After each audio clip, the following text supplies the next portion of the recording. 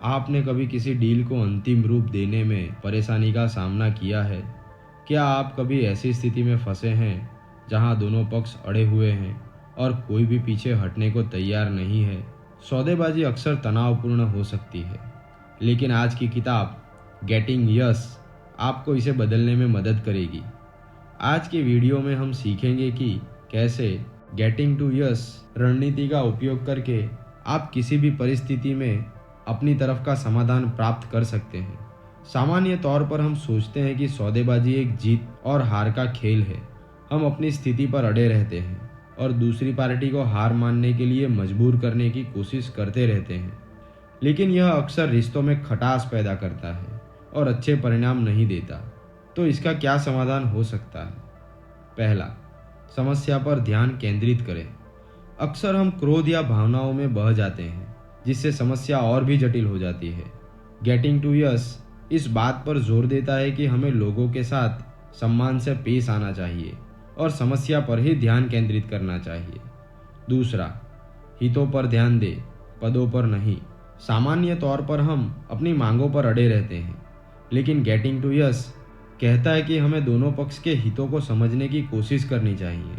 इससे रचनात्मक समाधान निकल सकते हैं जो सभी के लिए फायदेमंद होते हैं। तीसरा, उद्देश्यपूर्ण मापदंडों का उपयोग करें।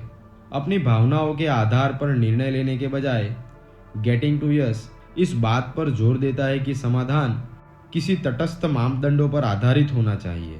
इससे निष्पक्ष और न्यायपूर्ण निर्णय लेने में मदद मिलती है। गेटिंग टू यस की रणनीति का उपयोग करना हमेशा आसान नहीं होता। कुछ संभावित चुनौतियां भी शामिल हैं। पहला, दूसरा पक्ष सहयोग करने को तैयार नहीं हो तब हर कोई गेटिंग टू यस रणनीति का उपयोग नहीं करता है। कुछ लोग पारंपरिक जीत हार वाली सौदेबाजी में फंसे रह सकते हैं। दूसरा, भावनाओं को नियंत्रित करना मुश्किल है।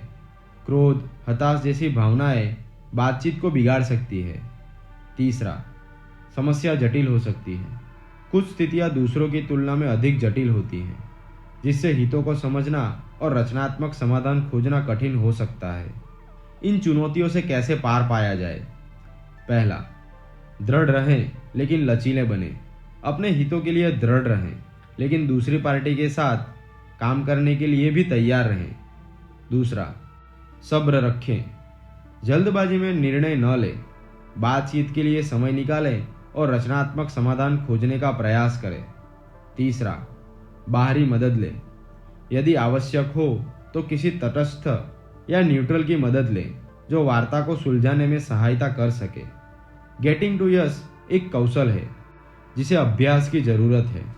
गेटिंग टू यस एक बहुमुखी उपकरण है जो आपको जीवन के सभी क्षेत्रों में बेहतर परिणाम प्राप्त करने में मदद कर सकता है।